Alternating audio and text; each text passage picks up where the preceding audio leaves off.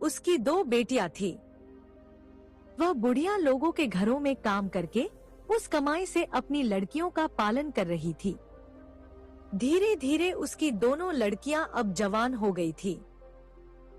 एक दिन छोटी लड़की ने अपनी बहन से कहा, दीदी, दूसरों के यहाँ मजदूरी करके हम लोगों को पालने में हमारी माँ को बहुत कष्ट झेलना पड़ता है। अब हम दोनों बहनें बड़ी हो गई हैं। अब हमें अपनी माँ को सहारा देना चाहिए। मैं तो उनकी मदद करना चाहती हूँ। मैं ऐसा करती हूँ, जब हमारी माँ काम पर चली जाएगी तब मैं फूलों का पेड़ बन जाया करूंगी और तुम वे फूल चुनकर बाजार में बेचकर पैसे कमा लेना। छोटी बहन की बात सुनकर बड़ी बहन को बहुत आश्चर्य हुआ।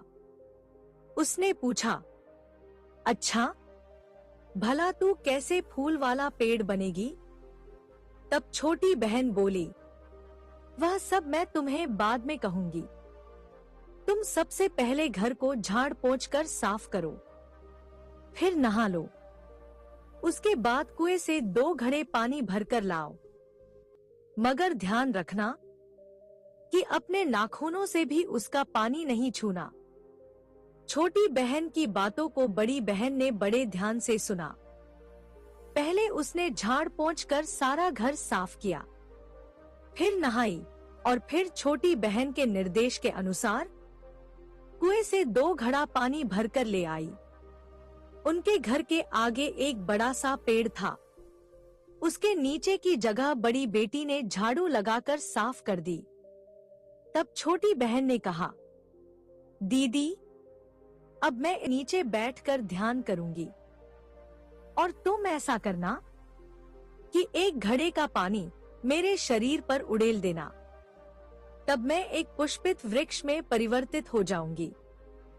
फिर तुम जितने चाहो उतने फूल तोड़ लेना, मगर इतना याद रखना कि पेड़ की कोई भी डाली और उसके पत्तों को बिल्कुल मत तोड़ना। और फूल चुन लेने के बाद मेरे ऊपर दूसरे घड़े का पानी डाल देना। तब मैं फिर से लड़की बन जाऊंगी। अब छोटी बहन पेड़ के नीचे ध्यान करने बैठ गई और उसकी बड़ी बहन ने उसके ऊपर एक घड़े का पानी डाल दिया। देखते ही देखते वह फूलों से भरा एक पेड़ बन गई। बड़ी बहन ने जरा भी चोट पहुंचाए बिना उस पेड़ से बहुत सारे फूल तोड़े। 2 टोकरियां फूलों से भर गई। फिर उसने उस पेड़ पर दूसरे घड़े का पानी उड़ेल दिया। वह फूल वाला पेड़ फिर से लड़की बन गया। उस पेड़ की जगह पर अब उसकी छोटी बहन खड़ी थी। उसने अपने बाल झाड़कर बूंदों को गिरा दिया। वे दोनों फूलों की टोकरियां उठाकर घट लौटीं। फूलों की खुशबू चारों तरफ फैल रही थी। दोनों बहनों ने मिलकर उन फूलों से मालाएं बनाईं। बड़ी लड़की ने अपनी बहन से पूछा कि इन फूलों को अब किसके पास जाकर बेचे। छोटी बहन बहुत चतुर थी। उसने अपनी बहन की इस चिंता को भी दूर कर दिया। उसने अपनी बहन को सलाह दी कि इन फूलों को ले जाकर राजमहल में बेचा जा सकता है।